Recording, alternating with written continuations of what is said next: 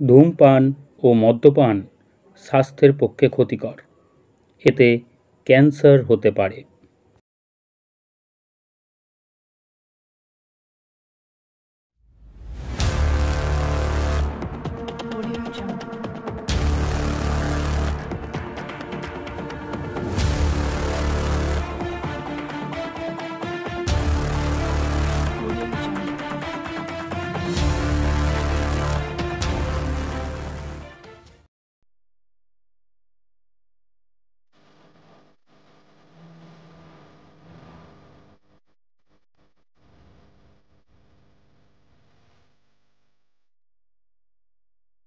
নমস্কার বন্ধুরা, আমি আপনাদের গল্প পাঠক তন্ময়।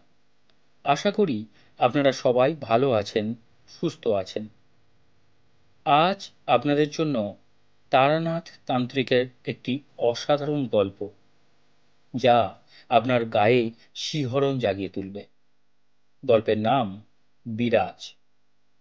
এই গল্পটি আমি নিয়েছি তারাদাস বন্দ্যোপাধ্যায় রচিত তারানাথ তান্ত্রিক গল্প সমগ্র বইটি থেকে। তবে গল্প শুরু করার আগে আমার সব বয়সের বন্ধুদের কাছে আমার একান্ত অনুরোধ, যারা এখনো আমার এই বেঙ্গলি স্টোরি স্টেশন চ্যানেলটিকে সাবস্ক্রাইব করনি, তারা তাড়াতাড়ি সাবস্ক্রাইব করে দাও। আগামী কয়েক সপ্তাহ আমি আপনাদের জন্য আরো আকর্ষণীয় গল্প নিয়ে হাজির হতে চলেছি। আমার গল্পের নোটিফিকেশন পেতে হলে পাশে থাকা বেল আইকনটি টিপতে ভুলো না। গল্প ভালো লাগলে একটা লাইক করে দিও আর অন্য বন্ধুদের সাথে শেয়ার করে দিই। তাহলে শুরু করা যাক আজকের গল্প, তারানাথ তান্ত্রিকের বিরাজ।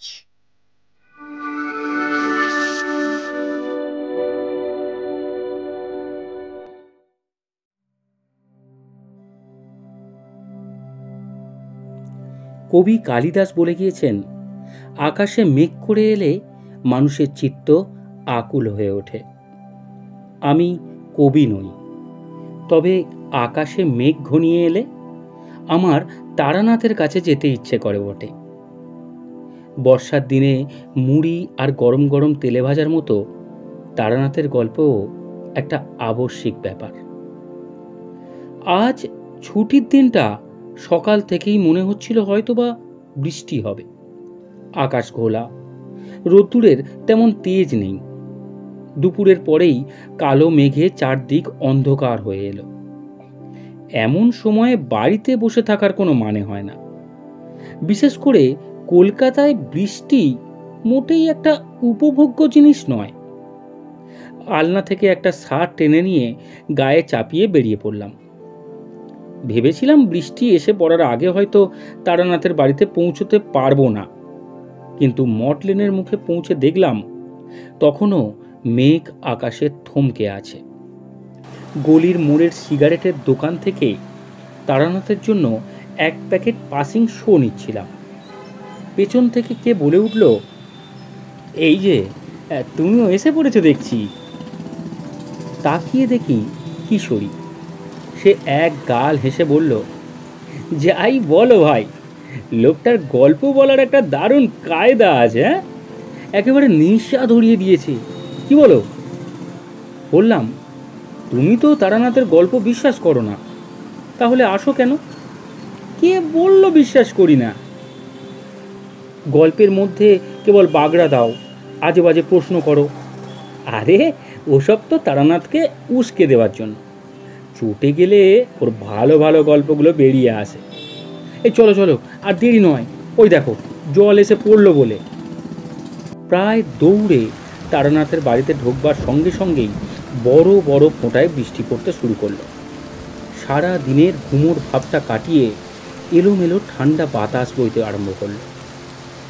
বসবার ঘরে ঢুকে দেখি তারানাথ আমাদের দিকে পিছন ফিরে জানালার সামনে দাঁড়িয়ে বৃষ্টি দেখছে। কলকাতার গলি, সেদিকে অবশ্য দেখবার কিছুই নেই। হাত তিনেক তফাতেই ঠেলে উঠেছে পাশের বাড়ির দেয়াল। তবু তারানাথ দেখলাম বিভোর হয়ে বাইরে তাকিয়ে রয়েছে। আমাদের পায়ের শব্দে সে পিছন ফিরে বলল, এই যে তোমরা, এসো এসো, বসো, ভাবছিলাম তোমরা হয়তো এসে পড়বে। সবাই মিলে সেই নড়বড়ে তক্তপোষে বসলাম। কিশোরী আমার হাত থেকে নিয়ে সিগারেটের প্যাকেট তারানাথের সামনে রাখল। অন্যমনস্কভাবে একটা সিগারেট ধরিয়ে তারানাথ বলল,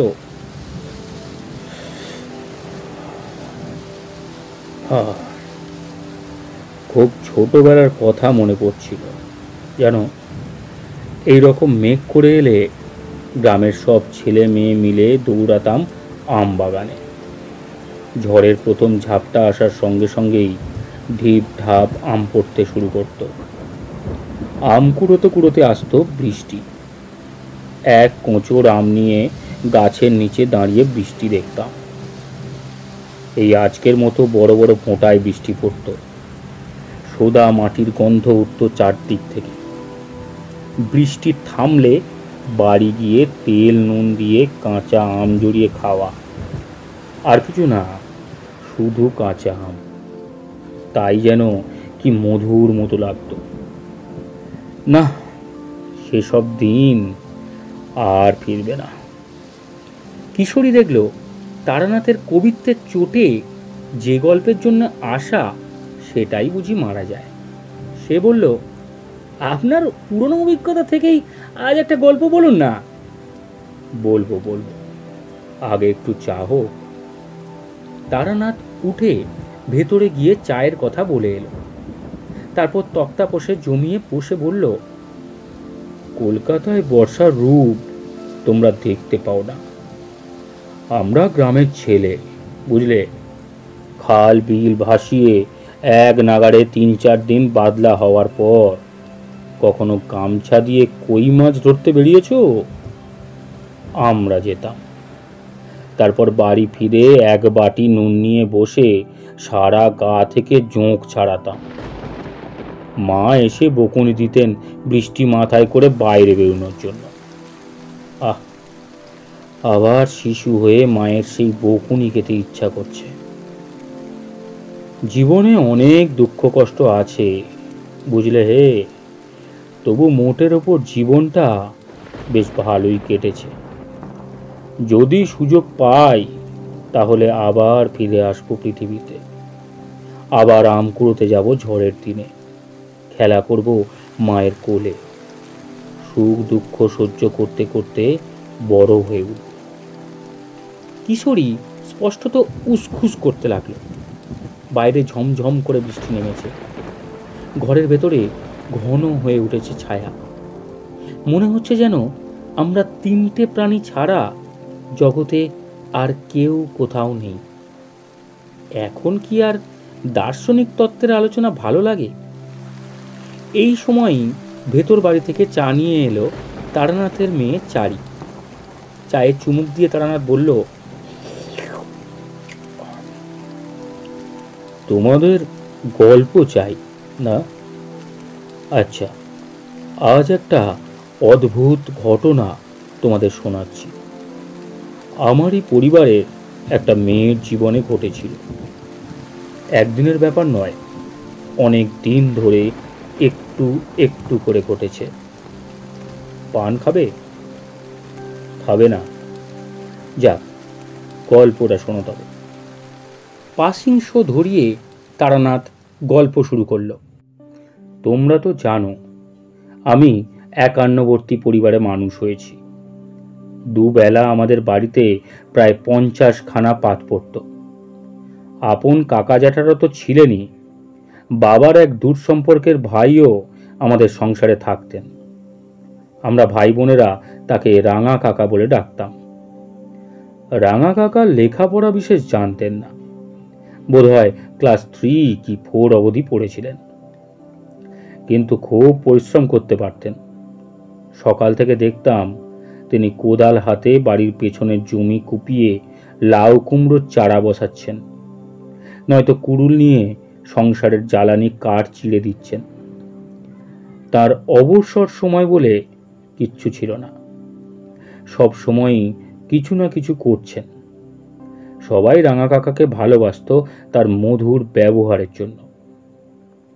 আমার ছোটবেলাতেই রাঙা কাকার বিয়ে হয়। তখনকার দিনে পাত্রের বড় চাকুরে বা ব্যবসায়ী হবার দরকার হতো না, যা হোক খাবার সংস্থান থাকলেই চলত। তাছাড়া বাবা কাকারা বোধহয় কয়েক বিঘে জমি রাঙা কাকার নামে লিখে দিয়েছিলেন। তার ফসলে দুটি প্রাণীর না চলার কথা নয়। রাঙা কাকিমা বিয়ের কিছুদিনের মধ্যেই বাড়ির সকলের মন জয় করে নিলেন। কোনো অহংকার ছিল না চরিত্রে। সবার কাজ আগ বাড়িয়ে করে দিচ্ছেন, সর্বদা হাসি মুখ। উঁচু গলায় কথা বলতে জানেন না। এমন মানুষকে কে না ভালোবাসবে। বাংলা বিহারের একেবারে প্রান্তে একটি ছোট্ট শহরে তার বাপের বাড়ি। বোধহয় দূরে ভিন্ন পরিবেশে মানুষ হয়েছিলেন বলেই পাড়াগার সংকীর্ণতা রাঙা কাকিমার মধ্যে ছিল না। সবচাইতে তিনি ভালোবাসতেন আমার ছোট ভাইঝি বিরাজবালাকে। বিরাজ তখন খুবই ছোট, বছর 5-6 বয়স হবে। সেও কাকিমার ভীষণ ভক্ত হয়ে পড়ল। কাকিমার কাছে খায়, তার সঙ্গে দুপুরবেলা শুয়ে গল্প শোনে।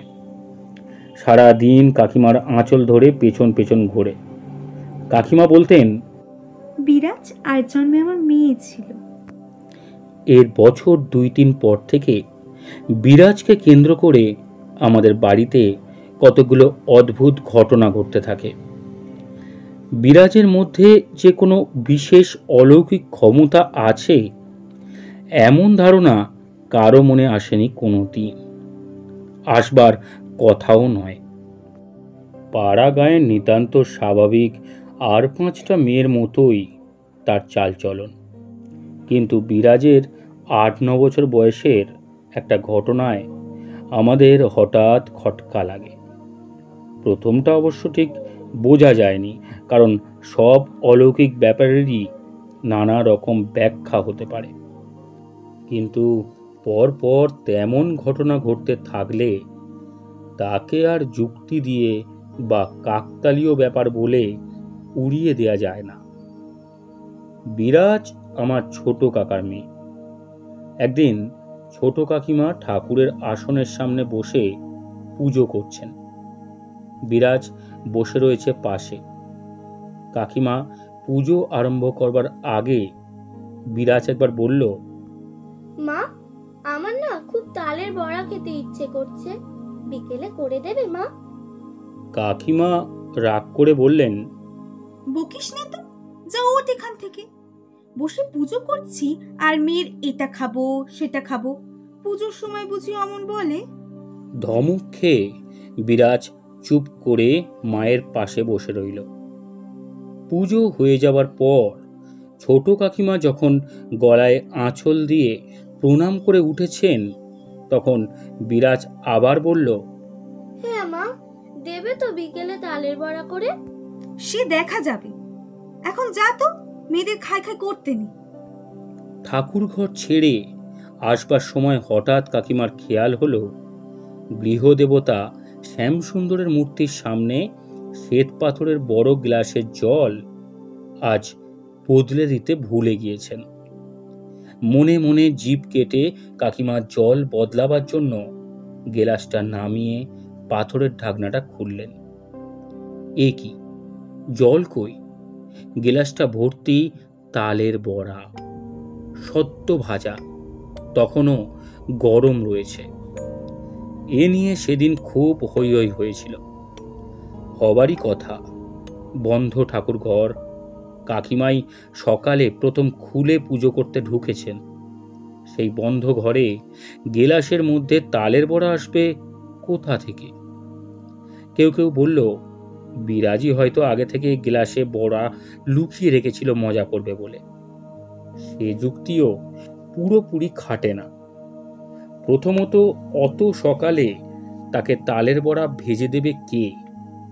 দ্বিতীয়ত, ঠাকুরের আসনে হাত দেওয়ার সাহস তার হবে না। সে যুগে এসব মানামানি খুব ছিল, জানো তো। সবারই মনে কেমন একটা খটকা লেগে রইল। এর মাসখানেক বাদে হলো আর এক ঘটনা। সেদিন সকালে বিরাজ হঠাৎ বায়না ধরল, ও আজ দুপুরে আমি আলু ভাতে দিয়ে ভাত খাবো। আজকাল শুনতে হয়তো একটু অদ্ভুত ঠেকবে, আলু ভাতে এমন কি একটা জিনিস যার জন্য বায়না করতে হবে? কিন্তু তখনকার দিনে পাড়া গায়ে আলু রীতিমতো দুষ্প্রাপ্য তরকারি হিসেবে গণ্য ছিল। লোকের বাড়িতে সবসময় মজুদ থাকতো না, অনেকে খেতেও না। হাটের দিনে কেউ কেউ শখ করে কিনে আনতো। কাকিমা বললেন, এখন তো ঘরে আলু নেই মা, ভাতও চড়ে গিয়েছে। ও বেলা হাট থেকে রামু এনে দেবে, এখন রাত্রিরে খেও। মায়ের বকুনির ভয়ে বিরাজ চুপ করে গেল। কিন্তু একটু পরেই রান্নাঘর থেকে রাঙা কাকিমা এসে আঁচলে হাত মুছতে মুছতে ছোট কাকিমাকে বললেন, বাবা, এতক্ষণ একটু সময় পাওয়া গেল, ভাত নামিয়ে ফ্যান গালতে দিয়ে এলাম। আচ্ছা ছোট্টি, ভাতে আজ এত আলু সেদ্ধ কে দিয়েছে বলো তো? কে খাবে? ছোট কাকিমা অবাক হয়ে বললেন, আলু সেদ্ধ ভাতে আমি তো দিইনি। সে কি, তাহলে কে দিল? হাতা দিয়ে ভাত নাড়ছি, দেখি ভাতের মধ্যে গিজ গিজ করছে আলু। তা 10-12টা তো হবেই। আবার হইচই হলো। এবারেও কর্তারা অনেক যুক্তি সহ ব্যাখ্যা দিলেন, কিন্তু মনের ধাঁধা কারোরই ঘুচল না। বাড়িতে আলু ছিল না, হাট অন্তত 2 মাইল দূরে। মেয়েটা আলু পাবে কোথায় যে ভাতের হাঁড়িতে ফেলবে? এর পরের ঘটনার কিন্তু আর কোনো ব্যাখ্যা দেয়া চলল না। সবারই মনে হলো বিরাজের একটা কিছু অপ্রাকৃত ক্ষমতা আছে বটে। ছোট কাকা বৈষয়িক কি কাজে সদরে গিয়েছিলেন। 2-3 দিন উকিলের বাড়ি থেকে কাজ সেরে ফিরবেন। কাকা সদরে যাওয়ার 2 দিন বাদে এক বিকেলে খুব ঝড় বৃষ্টি হলো। ঝড় থেমে গিয়েও বৃষ্টি চলল রাত প্রায় 9টা পর্যন্ত। বেশ ঠান্ডা বাতাস দিতে লাগলো। বাড়ির সবাই তাড়াতাড়ি খাওয়া দাওয়া সেরে শুয়ে পড়লেন। বিরাজ সে রাত্রে শুয়েছিল রাঙা কাকিমার কাছে। অনেক রাত্রে, তখন বোধহয় 1টা কি 1:30 হবে। রাঙা কাকিমা হঠাৎ জেগে গিয়ে দেখলেন বিরাজ বিছানা থেকে নেমে যাচ্ছে। কাকিমা অবাক হয়ে বললেন, এই বিরাজ, যাচ্ছিস কোথায়? বিরাজ প্রথমটা উত্তর দিল না। মশারি তুলে বিছানা থেকে নেমে গিয়ে দরজার কাছে চলে গেল।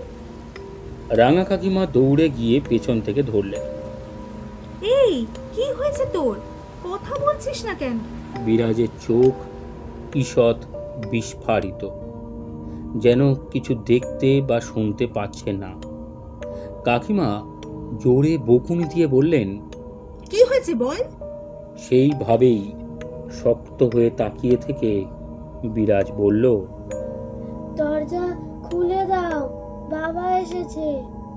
বিরাজের রকম সকম দেখে ভয় পেয়ে রাঙা কাকিমা চিৎকার করে ছোট কাকিমাকে ডাকলেন। দেখো একবার, বিরাজ কি করছে? সেই ডাকে বাড়ির প্রায় সবাই উঠে এলো। সবাইয়ের একই প্রশ্ন, কি হয়েছে, অমন করছিস কেন? বিরাজ কেবল বলে, দরজা খুলে দাও, বাবা দাঁড়িয়ে থাকবে নাকি? শেষে বাবা বিরক্ত হয়ে বললেন, চল দেখি কেমন তোর বাবা এসেছে, বাবা এলে ডাকতো না। বাইরের দরজা খুলে দেখা গেল কেউ কোথাও নেই। রাত্রির ঝিমঝিম করছে। ততক্ষণে বিরাজেরও সেই ভাবলেশহীন শূন্য দৃষ্টি কেটে গিয়ে সে একটু স্বাভাবিক হয়েছে। সবাই মিলে তাকে বকাবকি করে দরজা বন্ধ করতে যাবে, হঠাৎ দেখা গেল বাড়ি থেকে কিছু দূরে আমবাগানের মধ্যে কিসের আলো, কাদের যেন গলার আওয়াজও শোনা যাচ্ছে। বাবা হেঁকে বললেন, এ কে আসে রে? ছোট কাকার গলার উত্তর এলো, দাদা আমি। ছোট কাকাই বটে। সদর থেকে রওনা দিয়ে মাঝপথে ঝড় বৃষ্টিতে পলাশপুরের মোড়লের বাড়ি আশ্রয় নিয়েছিলেন। তারা না খাইয়ে ছাড়েনি, সঙ্গে লোকও দিয়েছে। বাড়ির সবাই জড়ো হয়েছে দরজার কাছে। তাদের মুখের দিকে তাকিয়ে ছোট কাকা বিস্মিত কণ্ঠে বললেন, কি হয়েছে দাদা, এত রাত্রিরে সবাই জেগেছে? বাবা বললেন, ও কিছু না, তুই ভেতরে আয়। এবারে কিন্তু বেশি আলোচনা হলো না। বিরাজের ক্ষমতার ব্যাপারটা বাড়ির লোকেরা একরকম মেনেই নিল। হয়তো পরপর কয়েক মাস কিছুই হলো না। হঠাৎ একদিন বাবা বাড়ি থেকে বেরোচ্ছেন, যাবেন আমার জ্যাঠতুতো বোনের বিয়ের বাজার করতে। তাকে বিরাজ বলল, জেঠু, আজ তুমি কোথাও যাবে না। কেন রে, কেন যাব না? না, তুমি যাবে না। বাবা অবশ্য তা সত্ত্বেও বেরোচ্ছিলেন। মা আটকে দিয়ে বললেন, থাক, আজকের দিনটা থেকেই যাও, বিরাজের ব্যাপারটা তো জানোই। অগত্যা বাবা থেকে গেলেন। দুদিন পর খবর পাওয়া গেল যে ট্রেনে বাবার যাওয়ার কথা ছিল সে ট্রেন বর্ধমান ছাড়িয়ে কি একটা ছোট স্টেশনে ঢোকার মুখে উল্টে গিয়েছে। বহু লোক হতাহত হয়েছে। বাবা একবার বিরাজকে আলাদা করে ডেকে জিজ্ঞাসা করেছিলেন, আরে এই যে তুই অনেক কথা আগে থেকে বলে দিতে পারিস, তা কি করে জানতে পারিস বলতো? বিরাজ চুপ করেছিল। শেষে বাবা এক ধমক লাগাতে সে কেঁদে ফেলে বলল, আমি সত্যি কিছু জানি না জেঠু, আমি কিছু বলি না, আমার মুখ দিয়ে কি যেন অমনি বলে। বিরাজ কেঁদে ফেলায় বাবা একটু অপ্রস্তুত হয়ে বললেন, আচ্ছা যা, এখন কাঁদছিস কেন? কাঁদার মতো কি বলেছি কিছু? এর কিছুদিন পরে খবর এলো রাঙা কাকিমার বাবা মারা গিয়েছেন। কাকিমার মা ছিলেন না, ছোটবেলা থেকে বাবার কাছেই মানুষ। যে ভদ্রলোক খবর দিতে এসেছিলেন তিনি বললেন, মারা যাওয়ার আগে উইল করে কাকিমার বাবা তার সম্পত্তি ছেলে মেয়েদের মধ্যে ভাগ করে দিয়েছেন। কাকিমার ভাগে পড়েছে বসত বাড়িটি। ছেলেরা দূরে দূরে নানা জায়গায় কাজকর্ম করে, তারা কোনো দিনই আর দেশে ফিরবে বলে মনে হয় না। এ অবস্থায় মেয়ে জামাইয়ের এখনই গিয়ে বাড়ির দখল নেওয়া উচিত, নইলে বেদখল হয়ে যাবার সম্ভাবনা আছে। রাঙা কাকা সবার সঙ্গে পরামর্শ করলেন। ঠিক হলো ওই বাড়ি বিক্রি করে দিয়ে সেই টাকায় রাঙা কাকা এখানে কিছু জমি জমা কাকিমার নামে কিনবেন। তবে উইলের প্রবেট নেয়া, খদ্দের জোগাড় করা এবং বাড়ি বিক্রির ব্যবস্থা করা ইত্যাদির জন্য কাকা কাকিমাকে হয়তো 2-3 মাস সেখানে গিয়ে থাকতে হবে। আমাদের বাড়িতেই কাকিমা চতুর্থীর শ্রাদ্ধ করলেন। তারপর রাঙা কাকা তাকে নিয়ে চলে গেলেন শ্বশুর বাড়ি।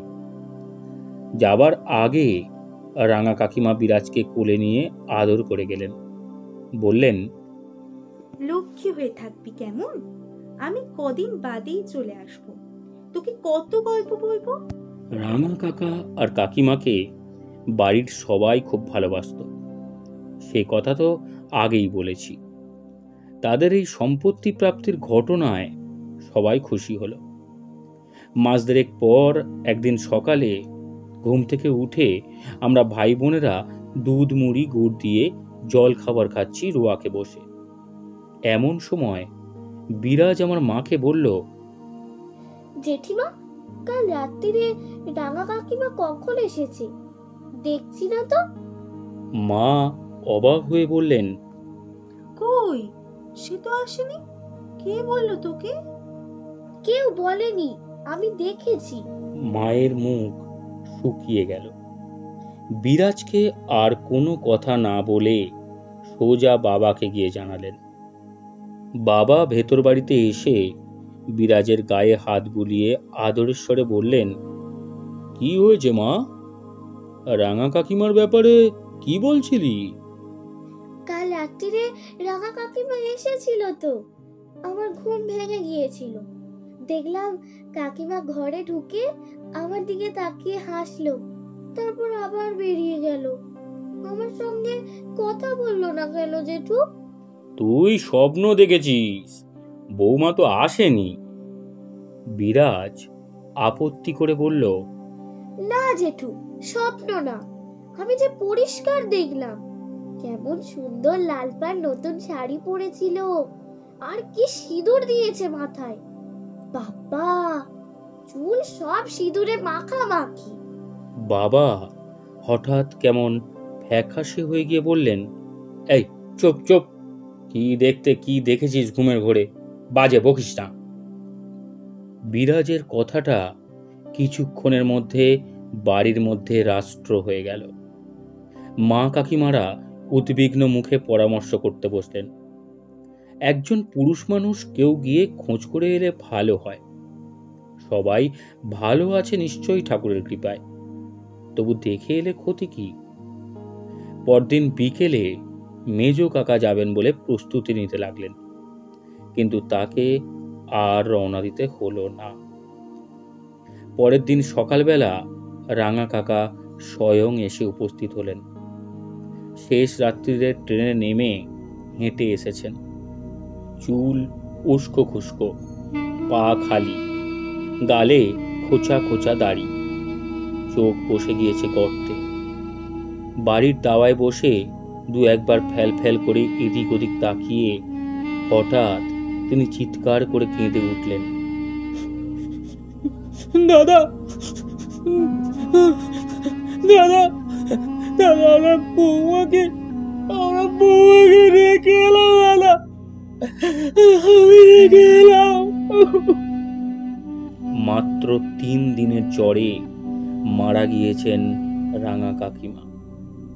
আজ থেকে 1 সপ্তাহ আগে কয়েকদিন আচ্ছন্নের মতো পড়েছিলেন রাঙা কাকা। একটু ধাতস্থ হয়ে গতকাল রওনা দিয়েছেন। আরও শোনা গেল পুজোয় পরবেন বলে কাকিমাকে একখানা ভালো লাল পাড় শাড়ি কিনে দিয়েছিলেন রাঙা কাকা। শেষ যাত্রার সময় সেইটে পরিয়ে দেয়া হয়েছিল।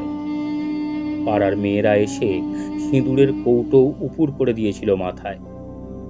বাংলার সীমান্তে একটি অখ্যাত শহরের ক্ষুদ্র নদীর তীরে রাঙা কাকিমার নশ্বর দেহ ছাই হয়ে গিয়েছে। কাকিমার মৃত্যুতে আমাদের বাড়ির সকলে প্রকৃতই শোক পেলেন। কিছুদিন সবারই মুখ বিষণ্ণ। বাড়িতে কেউ উঁচু গলায় কথা বলে না, হাসে না। কিন্তু সব শোকের তীব্রতাই সময় চলে যাওয়ার সঙ্গে সঙ্গে কমে আসে। পৃথিবীর নিয়মই এই, যাকে না হলে জীবন কাটানো অসম্ভব বলে মনে হয়, সে সরে গেলে হঠাৎ আবিষ্কার করা যায় তাকে বাদ দিয়েও দিব্যি চলে যাচ্ছে। একদিন আবার সংসারের চাকা ঠিকঠাক চলতে শুরু করলো। মাঝে মাঝে হাসির শব্দও শোনা যেতে লাগলো। একেবারে স্তব্ধ হয়ে গেলেন কেবল রাঙা কাকা। যে মানুষটা হাতে কাজ না থাকলে ছটফট করত, সে সারাদিন বসে আছে ঘরের রোয়াকে। চোখ দুটো উদাস, দীপ্তিহীন, মুখে একটাও কথা নেই। খাওয়ার সময় জোর করে ডেকে নিয়ে যেতে হয়। সংসারের কোনো ব্যাপারে কোনো উৎসাহ নেই। বাবাই তোড়জোড় করে রাঙা কাকিমার বাপের বাড়িটা বিক্রি করে টাকা নিয়ে এসে কাকাকে জিজ্ঞাসা করলেন, এ টাকা দিয়ে কি করতে চাও? রাঙা কাকা চুপ করে রইলেন। চুপ করে থাকলে তো চলে না বিশু, কপালে যা ছিল তা হয়েছে। এ ন্যায্য তো তোমার টাকা, তোমাকেই ব্যবস্থা করতে হবে। রাঙা কাকা মাথা নিচু করে আস্তে আস্তে বললেন, টাকা দিয়ে আমি আর কি করব? আপনি যা ভালো বোঝেন করুন। আপনি যা করবেন তাতে আমার কোনো অমত থাকবে না। তাহলে আমি বলি কি, এ টাকা তুমি বৌমার নামে কোনো হাসপাতালে বা আশ্রমে দান করো, বৌমার আত্মা তৃপ্তি পাবে। শান্তভাবে রাঙা কাকা বললেন, বেশ তো, তাই করুন।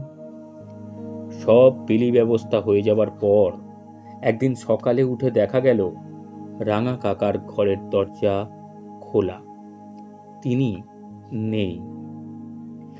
এমন একটা কিছু ঘটবে সবাই আন্দাজ করতে পেরেছিল। কিছুদিন ধরে খোঁজাখুঁজি চলল। বাবা বোধহয় কাগজে বিজ্ঞাপনও দিয়ে থাকবেন, কিন্তু রাঙা কাকা আর কোনো দিন ফিরে এলেন না। বছর ঘুরে এলো। রাঙা কাকা আর কাকিমার স্মৃতি পরিবারের সবার মনে একটা বেদনার চিহ্ন হিসেবে রয়ে গিয়েছে। দুপুরে খাওয়া দাওয়ার পর মেয়েদের মজলিসে প্রায়ই এ প্রসঙ্গ ওঠে। বাড়ির মাঝখানের উঠোনের পশ্চিম দিকে রাঙা কাকার ঘরখানা কেউ ব্যবহার করে না, বন্ধই পড়ে আছে। এই উঠোনের মাঝখানে ছিল ইট দিয়ে বাঁধানো তুলসী মঞ্চ। কোনোদিন মা, কোনোদিন কাকিমাদের মধ্যে কেউ সন্ধ্যাবেলা তুলসী মঞ্চে প্রদীপ জ্বালিয়ে দিয়ে আসতেন। একদিন কিভাবে গল্পে গল্পে কারো আর প্রদীপ দেওয়ার কথা মনে পড়েনি। অন্ধকার বেশ গাঢ় হতে হঠাৎ মেজ কাকিমা বললেন, ওই যা, তুলসী তলায় আলো দেখানো হয়নি তো। আমার আবার হাত জোড়া। যা তোমা বিরাজ, একটা প্রদীপ জেলে তুলসী তলায় দিয়ে আয়। একটু পরেই বাইরে উঠোন থেকে বিরাজের গলার চিৎকার ভেসে এলো পর পর দুবার। কাকিমারা দৌড়ে গেলেন। বাড়ি থেকে কাকা জ্যাঠারা ছুটে এলেন। তুলসী মঞ্চের কাছে দাঁড়িয়ে ভয়ে ঠক ঠক করে কাঁপছে বিরাজ। পায়ের কাছে মাটিতে প্রদীপটা পড়ে আছে, তেল ছড়িয়ে পড়েছে উঠোনে। কি রে, কি হয়েছে? অমন চেঁচিয়ে উঠলি কেন? বিরাজ কাঁপা কাঁপা আঙুল তুলে রাঙা কাকার ঘরের দিকটা দেখিয়ে বলল, রাঙা কাকিমাকে দেখলাম, ওইখানটায় দাঁড়িয়ে ছিল। সবাই চুপ। বিরাজ মিথ্যে বলবে না, আর তার বিশেষ অপ্রাকৃত ক্ষমতার ব্যাপারটা এখন প্রায় একটা প্রমাণিত সত্য। তবু বাবা একবার বললেন, যা, কি যাতা বলছিস, অন্ধকারে ভুল দেখে থাকবি। না জেঠু, আমি ঠিক দেখেছি। সাদা কাপড় পরা ছিল।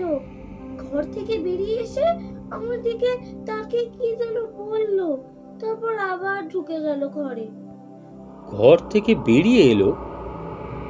বাবা এগিয়ে গিয়ে রাঙা কাকার ঘরের দাওয়ায় উঠে দরজায় লাগানো তালা টেনে দেখলেন।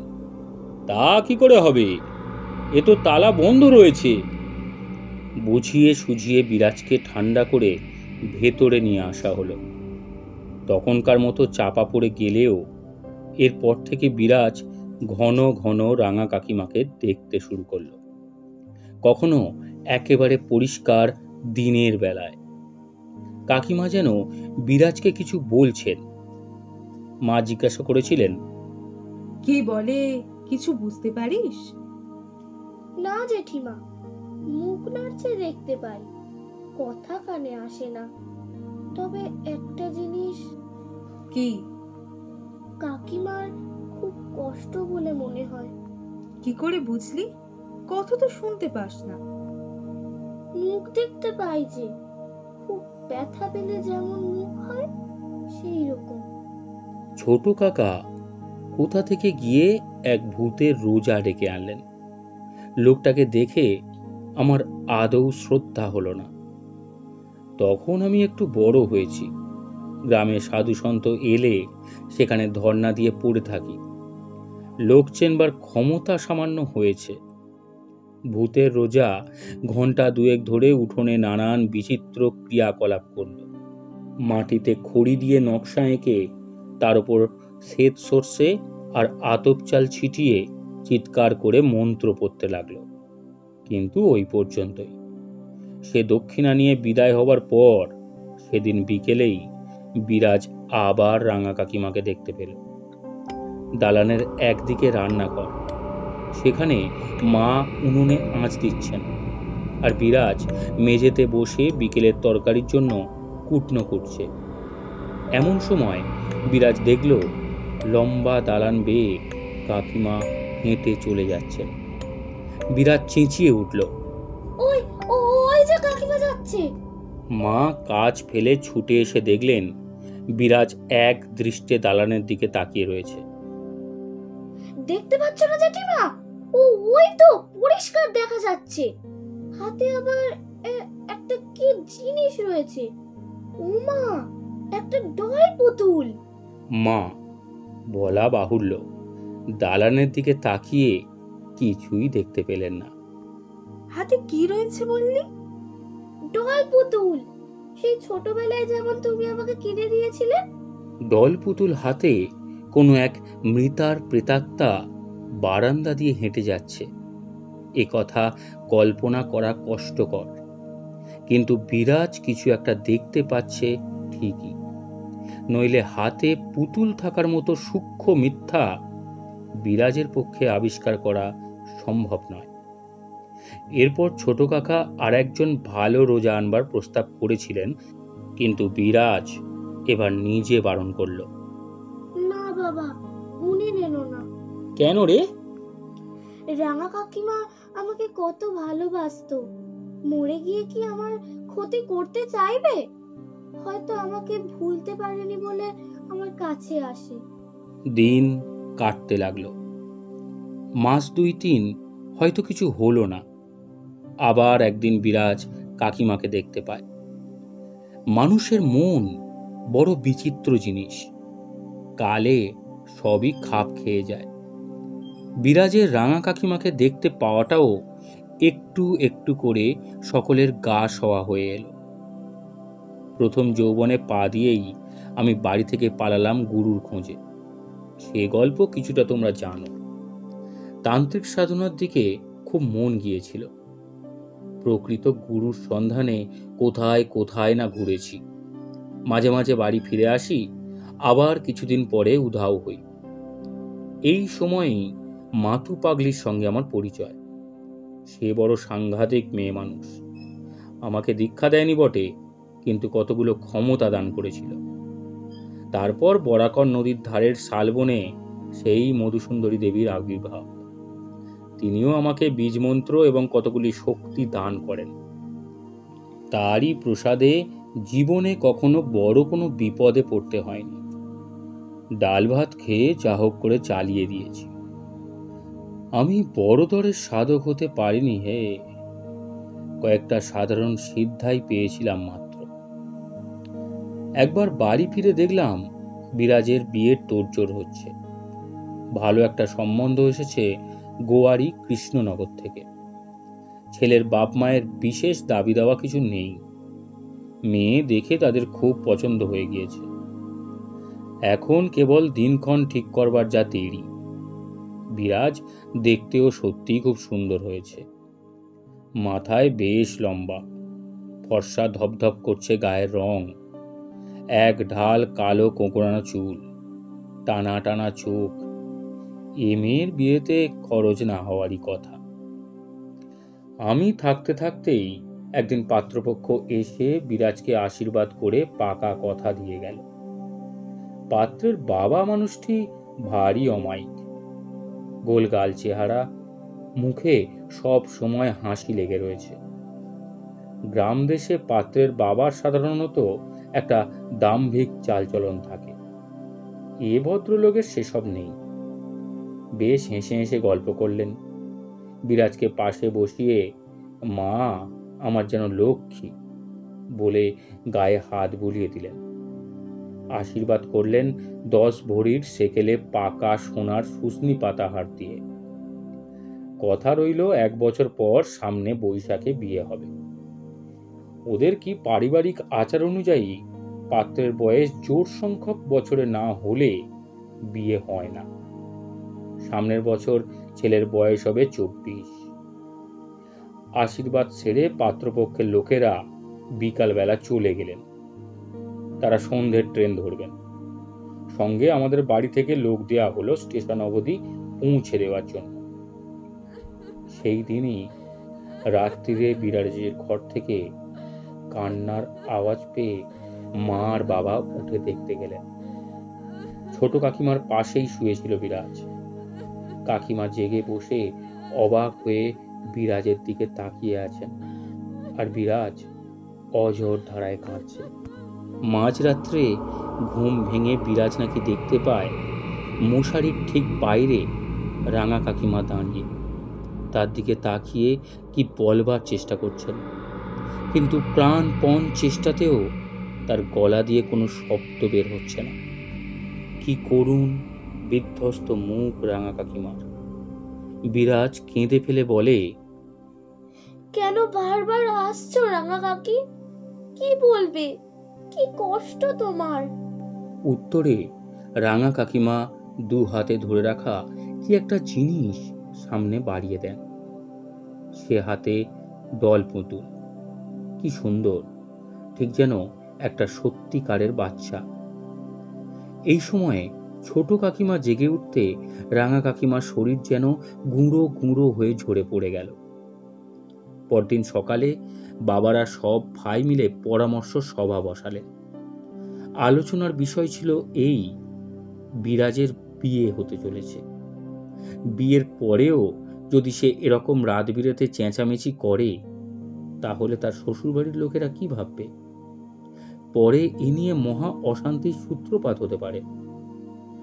আবার কি একজন রোজা ডাকা হবে? আর কি করা যেতে পারে?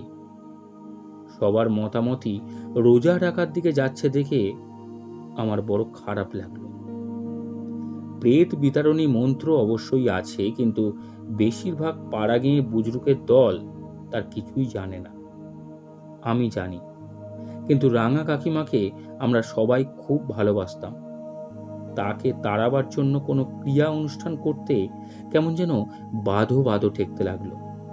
তাছাড়া ওই মন্ত্র পাঠ করবার সময় যে আত্মাকে তাড়ানোর জন্য অনুষ্ঠান করা হচ্ছে তার খুব কষ্ট হয়।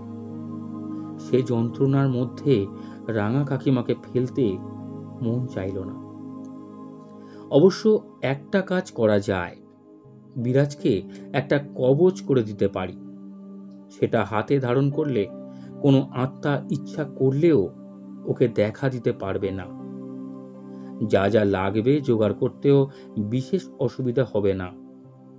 বামাবর্ত শঙ্খের চূর্ণ আর 3টে কাকের বাসা আছে এমন নিম গাছের শেকড়ের অংশ চাই।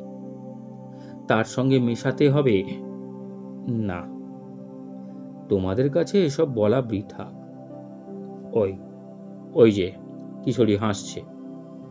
কিশোরী তৎক্ষণাৎ গম্ভীর হয়ে বলল, না না, আমি অবিশ্বাস করে হাসছি না মোটেই।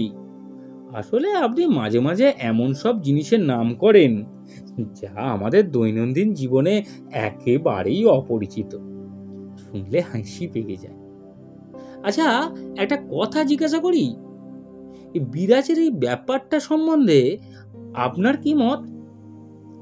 তারানাথ বলল, বিরাজ খুব ভালো মিডিয়াম ছিল। তখন ততটা বুঝতে পারিনি, এখন আন্দাজ করতে পারি।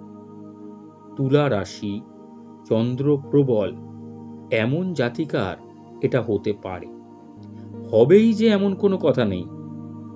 এর ভেতর আরো অনেক প্রভাব কাজ করে, তবে হওয়া সম্ভব। এদের কাছে মৃত আত্মারা সহজেই দৃশ্যমান হয়।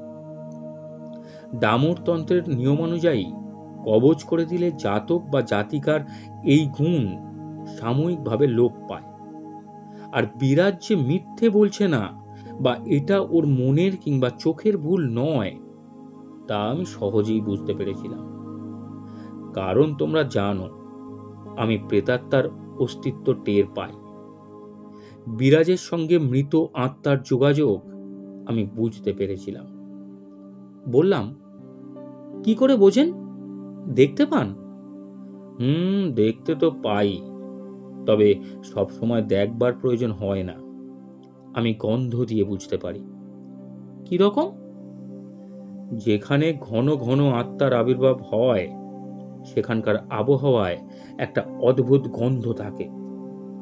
অনেক দিনের বন্ধ ঘরের ভেতর যেমন একটা ছাতা ধরা ভ্যাপসা গন্ধ পাওয়া যায়, সেই রকম। সেই সঙ্গে সমস্ত শরীরে মনে একটা অদ্ভুত অনুভূতি হয়। এটা অবশ্য আমি তোমাদের ভাষা দিয়ে ঠিক বোঝাতে পারবো না। কিশোরী বলল, যাই হোক, গল্পটা বলুন। তারানাথ আবার শুরু করল। কবজের কথা তুলতেই বাবা বললেন, তুই তুই আবার কি কবজ দিবি? না না, সে কাজ নেই। আসলে বাড়ির লোকেরা আমাকে একেবারেই হিসেবের বাইরে রেখেছিল। অপদার্থ বাড়ি পালানো ছেলে, আমাকে দিয়ে কোনো কাজের কাজ হওয়া সম্ভব নয়, এই ধারণা প্রত্যেকেরই। বললাম, একবার দেখোই না, ফল না হলে খুলে ফেলে দিও। তাও বাবা বোধহয় রাজি হতেন না, কিন্তু ছোট কাকিমা বললেন, আচ্ছা, ও দিক না কবজ, বিশ্বাসেও তো ফল হয়। অনেকে অনেক কিছু করলো, একবার ওটা করে দেখি। 3-4 দিনের মধ্যে কবজ তৈরি করে বিরাজের হাতে পরিয়ে দিলাম। এরপর মাস 2 সেবার বাড়িতে ছিলাম। তার মধ্যে বিরাজ আর কখনো রাঙা কাকিমাকে দেখেনি। বাবা পর্যন্ত বলতে বাধ্য হলেন, না, ছেলেটা কিছু বিদ্যে শিখেছে বটে। গ্রামাঞ্চলে এসব খবর খুব দ্রুত রটে। আমার দেওয়া কবজের গল্প কিছু দিনের মধ্যেই চারিদিকে ছড়িয়ে পড়ল। একদিন বাবা এসে বললেন, এই 2 জন লোক তোকে ডাকছে, বাইরে বসিয়ে রেখেছি, যা। বাবা দেখি কেমন প্রশংসা মিশ্রিত দৃষ্টিতে আমার দিকে তাকিয়ে আছেন। বাইরের ঘরে এসে দেখি 2 জন গেঁয়ে চেহারা লোক চৌকিতে সংকুচিত হয়ে বসে আছে। ময়লা ধুতি, ফর্সা জামা, তাতে আবার কাচবার সময় বেশি নীল পড়ে গিয়েছে। বললাম, কি চাই? আগে আমরা চালতে পোতা থেকে এসেছিলাম। বেশ, কি দরকার? আগে আপনি একজন গুণী লোক, আমাদের ওদিকে আপনার খুব নাম রটে গিয়েছে, আপনি ইচ্ছা হলে সব করতে পারেন। কি বিপদ, আপনারা কি চান তাই বলুন না। তাদের প্রার্থনা অতি সরল। ভদ্রাসন নিয়ে তারা তাদের খুড়তুতো ভাইয়ের সঙ্গে জোর মামলা লড়ে যাচ্ছে। আমি কি মামলায় জিতবার জন্য তাদের একটা কবজ করে দিতে পারি? এজন্য তারা 200 টাকা অবধি খরচ করতে প্রস্তুত আছে। ধমক দিয়ে তাদের তাড়িয়ে দিলাম বটে, কিন্তু বুঝতে পারলাম এই সবে শুরু মাত্র। এবার দলে দলে লোক আসতে আরম্ভ করবে। কজনকে তাড়াবো? কাজেই পরদিন শেষ রাত্রে পোটলা পুঁটলি গুছিয়ে বাড়ি থেকে সরে পড়লাম। কিশোরী জিজ্ঞাসা করল, কিন্তু এ ধরনের কবজ তো আপনি দিয়ে থাকেন, তাহলে ওদের তাড়ালেন কেন? তারানাথ বিষণ্ণভাবে হেসে বলল, সে অনেক পর থেকে দিতে শুরু করি। ওই সময় আমার প্রথম যৌবন, মনে আশা সিদ্ধ সাধক হব। টাকার জন্য মামলার কবজ, গরু হারানোর মাদুলি দেয়া, ওসব ভাবতেই পারি না। তারপর বিয়ে থাওয়া করলাম, সন্তানাদি হলো, সংসারের পেছনে দৈব ওষুধ থেকে বশীকরণ, হোম সবই শুরু করলাম। আর সেই থেকেই পতনের আরম্ভ। একটা দীর্ঘ নিঃশ্বাস ফেলে তারানাথ গল্পে ফিরে এলো। 9-10 মাস এদিক সেদিক ঘুরে বিরাজের বিয়ের কিছুদিন আগে বাড়ি ফিরে এলাম। আমাকে দেখে আর কেউ তেমন না হোক, মা খুশি হলেন। যাক, বিরাজের বিয়ের কথাটা মনে রেখেছিস তাহলে। তুই না এলে আমার বড় ফাঁকা ফাঁকা লাগতো। অপ্রস্তুত ভাবে একটু হাসলাম কেবল। কি আর বলার আছে, মাই কেবল শেষ দিন অবধি নিঃস্বার্থ ভালোবাসা দিতে পারে সন্তানকে। অন্য কেউ খুব আত্মীয়তা বোধ না করলে তাদের দোষ দিতে পারি না। আমি বা কি দায়িত্ব পালন করেছি বাড়ির লোকেদের প্রতি? ভালোবাসা তো আকাশ থেকে পড়ে না। রাত্রিরে খাওয়ার সময় বাবা বললেন, তুমি যে কবচ দিয়ে গিয়েছিলে বিরাজকে, তাতে খুব কাজ হয়েছে। তারপর থেকে বিরাজ আর ওই ভয় টয় পায়নি। কিছুক্ষণ চুপচাপ খেয়ে যাওয়ার পর বাবা বললেন, এই যে একটা বিদ্যে শিখেছিস, এটাও তো বাড়িতে থেকে ব্যবহার করতে পারতিস। টাকার জন্য না হয় নাই হলো, মানুষের উপকারের জন্যও তো করতে পারিস। বাড়িতে তোর মন বসে না কেন? চুপ করে রইলাম। আমার মনের গড়ন এমন হয়ে গিয়েছে যে বাড়িতে আর কোনো দিনই মন বসবে না। বাবাকে সে কথা বলে লাভ নেই। নির্ঝঞ্ঝাটে বিরাজের বিয়ে হয়ে গেল। বরযাত্রীদের খাইয়ে দাইয়ে মুখুজ্জেদের বড় বাড়ির হল ঘরে ঢালা বিছানা পেতে শুইয়ে দেয়া হলো। গোধূলি লগ্নে বিয়ে। রাত 11টার ভেতর বিয়ে থাওয়া কুশণ্ডিকা সব শেষ। একতলার কোণের ঘরে মেয়েদের বাসর জাগবার আয়োজন করা হয়েছিল।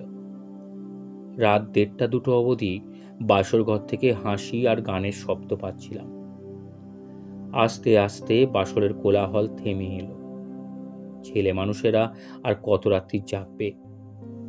শরীর খাটাখাটুনিতে ক্লান্ত। আমিও কখন ঘুমিয়ে পড়েছি টের পাইনি। ঘুম ভাঙল শেষ রাত্রিরে বাবার ডাকাডাকিতে। তাকিয়ে দেখি বাবা পাশে দাঁড়িয়ে ধাক্কা দিচ্ছেন। এই ওঠ ওঠ ওঠ ওঠ, আরে ওঠ। ব্যস্ত হয়ে উঠে বসে বললাম, কি হয়েছে বাবা? বাবা পাংশু মুখে বললেন, বিরাজ আবার ওই রকম করছে। সে কি, এমন তো হবার কথা নয়। কি জানি, আর তুই কবচ দেওয়ার পর আর কখনো তো হয়নি। বাসরেও তো সবাই মিলে আমোদ আহ্লাদ করেছে, তারপর বুঝি একটু ঘুমিয়ে পড়েছিল। এই একটু আগে চিৎকার করে জেগে উঠেছে। জামাই খুব ভয় পেয়ে গিয়েছেন। তুই একবার চল বাবা। ততক্ষণে আমি নাকে একটা সোদা সোদা ছাতা ধরা ভ্যাপসা গন্ধ পেতে শুরু করেছি। এবারে এসে অবধি এই গন্ধটা আর পাইনি। বিছানা ছেড়ে দাঁড়িয়ে উঠে বললাম, আমার সঙ্গে এসো তো। সিঁড়ি দিয়ে নিচে না নেমে সোজা এগিয়ে যাচ্ছি দেখে বাবা বললেন, ওদিকে কোথায় যাচ্ছিস? বিরাজ তো নিচে বাসর ঘরে। বললাম, এসোই না। ছোট কাকিমার ঘরের সামনে এসে থামলাম। দরজা খোলা। সবাই নিচে গিয়েছে বিরাজকে সামলাতে। ঘরে ঢুকে বাতিটা উস্কে দিয়ে দেরাজগুলো খুলে দেখতে শুরু করলাম। বাবা অবাক হয়ে বললেন, তোর কি মাথা খারাপ হলো নাকি? এখানে কি করছিস? ওপর থেকে 3 নম্বর দেরাজে ছিল জিনিসটা। আমার ধারণাই ঠিক।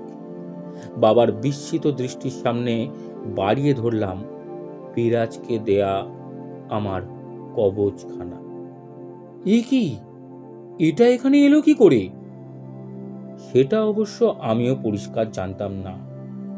তবে বিরাজ যে কবচটা খুলে রেখেছে এবং তার ফলেই এই বিপত্তি, তা বুঝেছিলাম। আর খুলে রাখতে হলে সবচেয়ে নিরাপদ জায়গা নিজের ঘরের দেরাজ। বোধহয় হাতে অত বড় একটা কবচ থাকলে স্বামী অবাক হতে পারে বা শ্বশুরবাড়ির লোকজন নানা সন্দেহ করতে পারে। এই ভয়ে বিয়েতে বসবার আগে বিরাজ ওটা খুলে রেখে গিয়েছিল। 8-10 মাস নিরুপদ্রবে কাটায় সে ভেবেছিল কাকিমা হয়তো আর দেখা দেবেন না। লজ্জা করা অসঙ্গতও নয়। কবচটা চৌকো তক্তির মতো, বেশ বড়। অতএব জিনিসটা কারো না কারো চোখে পড়তেই পারে।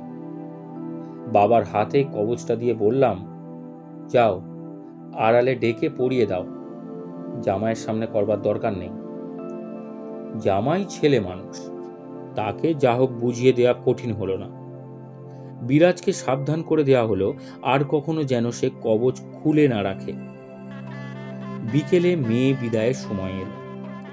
ভেতর বাড়ির দালানে আসন পেতে মেয়ে জামাইকে আশীর্বাদ করা হচ্ছে। বাইরে খোদা বক্সের ঘোড়ার গাড়ি দাঁড়িয়ে। রওনা দেবার সব আয়োজন সমাপ্ত।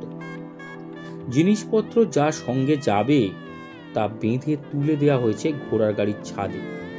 কেবল বরবউয়ের জামা কাপড় আর গয়না যাবে একটা লাল রঙের স্টিলের ট্রাঙ্কে। সেটা বিরাজের ঘরে রয়েছে, যাবার সময় সে নিয়ে যাবে। মেয়ে জামাই বিদায় হবার সময় বাড়ির মেয়েরা তো কান্নাকাটি করলেনই, এমনকি বাবা আর মেজ কাকা অবধি দেখলাম বারান্দায় এক কোণে দাঁড়িয়ে চোখ মুছছেন। ছোট কাকাকে তো খুঁজেই পাওয়া গেল না। আশীর্বাদ করেই তিনি কোথায় গিয়ে লুকিয়ে বসে আছেন। আশীর্বাদের পর্ব মিটে গেলে মেয়ে জামাইকে নিয়ে যাওয়া হলো ছোট কাকিমার ঘরে। সেখানে লক্ষ্মীর আসনের সামনে ওদের প্রণাম করিয়ে নিয়ে তারপর গাড়িতে তুলে দেয়া হবে। ঘরে ঢোকবার মুখে চৌকাঠের কাছে থমকে দাঁড়ালেন মা। এই কি, এগুলো এমন করলো কে? ঘরের সামনে চৌকাঠের বাইরে কে যেন বিরাজের লাল ট্রাঙ্কটা টেনে বার করে ভেতরের জিনিসপত্র ছড়িয়ে ছিটিয়ে একাকার করেছে। মুখে মাখবার নতুন পাউডারের কৌটোটা ঢাকনা খোলা অবস্থায় পড়ে, তার থেকে মুঠো মুঠো পাউডার চারিদিকে ছড়িয়ে কেউ খেলা করেছে যেন। মা তাড়াতাড়ি ট্রাঙ্কের ভেতরে হাতড়ে দেখলেন, না, জামাইয়ের শালের নিচে গয়নার বাক্স ঠিক আছে। তাহলে এর মানে কি? চোর হলে গয়নার বাক্সই তার লক্ষ্য হবে। কোনো শিশুর দুষ্টুমি বলে মনে করা যেত, কিন্তু তত ছোট শিশু বাড়িতে কেউ নেই। মা আর ছোট কাকিমা জিনিসগুলো গুছিয়ে আবার বাক্সে ভরে দিয়ে ট্রাঙ্কের ডালা বন্ধ করতেই যারা কাছাকাছি দাঁড়িয়েছিল তারা অস্ফুট বিস্ময়সূচক শব্দ করে উঠল। ট্রাঙ্কের লাল রঙের ডালার ওপরে পাউডার মাখা ছোট ছোট হাতের ছাপ। একটি শিশু যেন হাতে পাউডার মেখে মনের আনন্দে ছাপ দিয়েছে। কিন্তু অত ছোট বাচ্চা তো কেউ নেই আমাদের বাড়িতে। ছাপগুলো খুবই ছোট ছোট হাতের, প্রায় সদ্যজাত শিশুর মতো। এত ছোট বাচ্চা কি নিজে বসে খেলা করতে পারে? ব্যাপারটা রহস্যই রয়ে গেল। বিরাজ আর তার স্বামী রওনা হয়ে যাওয়ার পর এ নিয়ে অনেক আলোচনা হলো বটে, কিন্তু কেউ কোনো সিদ্ধান্তে পৌঁছতে পারল না। এর কিছুদিন পর আমিও আবার বাড়ি ছেড়ে বেরিয়ে পড়লাম। কত ঘুরলাম সমস্ত বাংলাদেশের শ্মশানে মশানে সিদ্ধপীঠে। প্রকৃত সাধকের দেখা পাবার পিপাসা মনের মধ্যে উদগ্র হয়ে উঠেছে তখন। সারাদিন পথ হাঁটি, সন্ধেবেলা কোনো মন্দিরে কি বাঁধানো গাছের তলায় রাতের আশ্রয় নিই। রান্না করে খেতাম না কখনো। হাতে পয়সা থাকলে দোকান থেকে চিড়ে মুড়ি কিনে নিতাম। কখনো বা পুণ্যলোভী গ্রামবাসীরা খাবার দাবার উপহার দিয়ে যেত। জীবনের এই সময়টা খুব ভালো কেটেছে। যেন এখন এই বদ্ধতার ভেতর বসে মনে করলে রোমাঞ্চ হয়। কেমন মুক্ত আনন্দে পথে পথে বেড়ানো, মাথার ওপরে খোলা আকাশ, পথেরও কোনো সীমা নেই। কত বিচিত্র মানুষের সঙ্গে পরিচয়, কত আশ্চর্য অভিজ্ঞতা। এখন মাঝে মাঝে মনে হয় সাধনার জন্য নয়, বোধহয় এই পথের নেশাতেই ঘর ছাড়া হয়ে পড়তাম। এইভাবে ঘুরতে ঘুরতে বাংলা আর বিহারের সীমান্তে একটা ছোট শহর মতো জায়গায় গিয়ে পড়েছি। সেখানকার মুদির দোকানে চিড়ে আর গুড় কেনবার সময় মুদিকে জায়গাটার নাম জিজ্ঞাসা করলাম। মুদি বলল, ছোট রামপুর বাবুজি। আমি চমকে উঠলাম। কি বললে? ছোট রামপুর? জি, কেন বাবু? না, কিছু না। মনটা খারাপ হয়ে গেল। এই ছোট রামপুরেই ছিল রাঙা কাকিমার বাপের বাড়ি। এখানেই কাকিমার মৃত্যু হয়। পুরনো স্মৃতি ভিড় করে এলো মনে। শৈশবে দেখা কাকিমার সেই হাসি মাখা মুখ, কোদাল হাতে রাঙা কাকা বাগানের জমি কোপাচ্ছেন। কাকিমার মৃত্যুতে রাঙা কাকার সেই কান্না। ছোট রামপুরের প্রান্ত দিয়ে বয়ে গিয়েছে ভীমা নদী। বিশেষ চওড়া নয়, স্রোত কম, কিন্তু নদীর দুপারে অনেক দূর অবধি বসতি না থাকায় ভীমা একটা অপূর্ব নির্জনতা লাভ করেছে। নদীর ধারেই রামপুরের শ্মশান। উঁচু নিচু লাল মাটির প্রান্তরের মধ্যে কেবলমাত্র শ্মশান যাত্রীদের জন্য তৈরি একটা চালা ঘর দাঁড়িয়ে আছে। আমি যখন পৌঁছলাম তখন দিনের আলো নিভে এসেছে বটে, কিন্তু সেদিন সম্ভবত শুক্লপক্ষের নবমী, কাজেই রাত্রিরে জ্যোৎস্নার শোভা উপভোগ করা যাবে। শ্মশানে রাত কাটানো আমার অভ্যেস আছে, ভয় পাওয়ার প্রশ্নই ওঠে না। ভীমার তীরে বসে চড়ে গুড় দিয়ে রাত্রির খাওয়া সেরে নদীতে নেমে জল খেলাম। ততক্ষণে দিনের আলো সম্পূর্ণ মুছে গিয়ে রুক্ষ ভূমিত্রীর উপর ফুটে উঠেছে শুক্লপক্ষের জ্যোৎস্না। নদীর ধারের সাদা বালি চিকচিক করছে চাঁদের আলোয়। অমন দৃশ্য তোমরা দেখোনি হে। শহর বাজার অঞ্চলে তোমরা পূর্ণিমা বা অমাবস্যা টের পাও না। শহরে জীবন নেই। শরীর খুব ক্লান্ত ছিল, ভাবলাম আর জেগে না থেকে ঘুমিয়ে পড়া যাক। সামনে চালাঘরটা যখন আছে তখন আর খোলা জায়গায় ঘুমোই কেন, এই ভেবে শ্মশান যাত্রীদের ঘরটার দিকে এগুলাম। বাইরে জ্যোৎস্না থাকলেও ঘরের মধ্যে তার পৌঁছচ্ছে না। অন্ধকারে তাকিয়ে যত দূর মনে হলো ঘরটা একেবারে ফাঁকা। কেবল একদিকে কতগুলো খড়ের আঁটি পড়ে আছে। ভালোই হলো, আমি খড়ের আঁটিগুলো বিছিয়ে একটু গদি মতো করে চেপে বসলাম। বিড়ি ধরাতে গিয়ে দেশলাইয়ের আলোয় প্রথম চোখে পড়ল লোকটাকে। এতক্ষণ বুঝতেই পারিনি ঘরে আর একজন মানুষ আছে। কখন থেকে বসে আছে লোকটা, খালি গা, আধময়লা ধুতি পরনে, লম্বা চুল, মুখে দাড়ি গোঁফের জঙ্গল। হঠাৎ আলো জ্বলায় মুখের সামনে হাত দিয়ে আড়াল করে আছে। পোড়া কাঠির টুকরোটা ফেলে দিলাম, বিড়ি ধরে গিয়েছিল। গোটা দুই টান দিয়ে জিজ্ঞাসা করলাম, তুমি কে, এখানে কি করছো? অন্ধকারে লোকটাকে দেখা যায় না। সে যেখানে বসে আছে আন্দাজে সেই দিকে তাকিয়ে প্রশ্নটা করলাম। প্রথমে খানিকক্ষণ চুপচাপ, তারপর কেমন যেন ভাঙা খসখসে গলায় উত্তর এলো, এই শ্মশানেই থাকি। মরা পোড়াতে সাহায্য করা যাদের জীবিকা, এমন এক শ্রেণীর লোক প্রায় সব শ্মশানেই থাকে।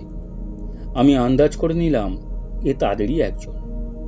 জিজ্ঞাসা করলাম, থাকো মানে কি, কি করো, মরা পোড়াও? না। তাহলে? শুধু থাকি আর শ্মশানে ঘুরে বেড়াই।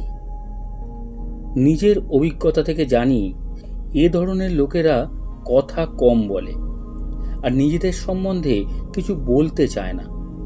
কাজেই প্রসঙ্গ বদলে বললাম, বিড়ি খাবে?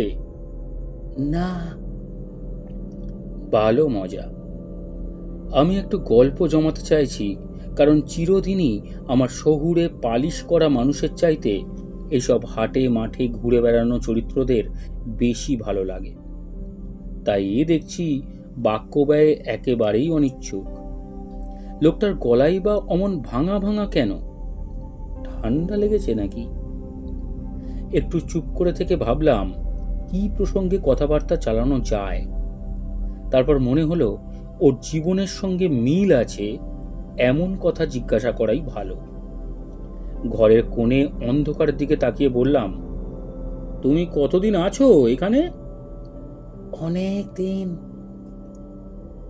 অদ্ভুত কিছু দেখোনি, বা এমন কোনো ঘটনা যা তোমার মনে রয়ে গেছে? এইবার লোকটার অনিচ্ছুক কণ্ঠে প্রথম প্রাণের স্পর্শ লাগলো।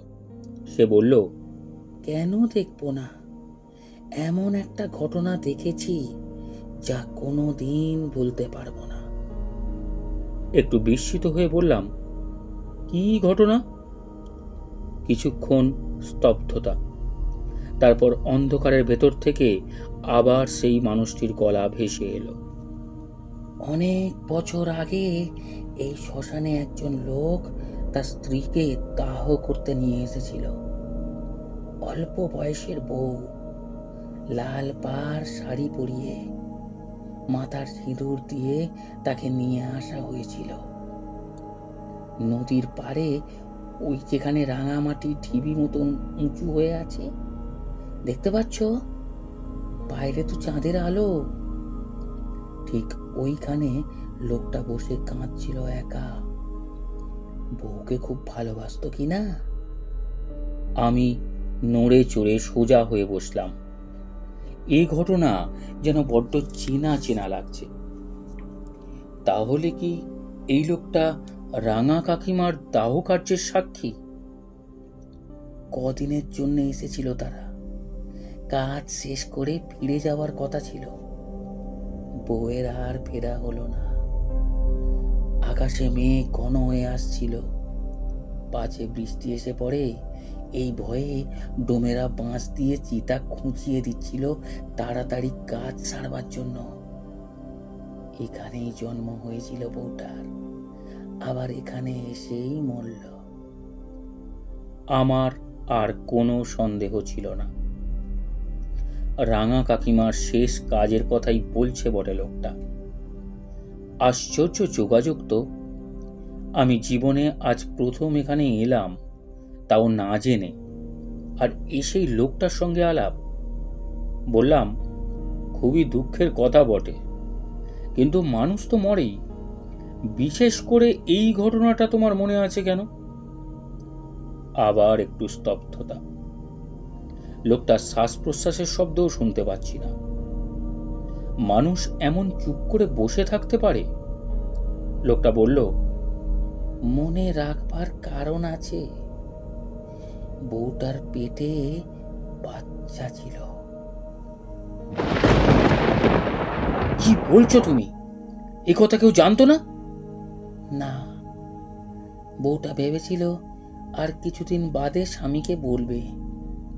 তার সময় পায়নি, কিন্তু বাঁশ দিয়ে খোঁজাবার সময় ডোমেরা বুঝতে পেরেছিল। তারা বলেছিল মানুষটাকে, পেটে সন্তান থাকলে তাকে আলাদা করে দাহ করতে হয়, জানো তো? নইলে দুজনের কারোই মুক্তি হয় না।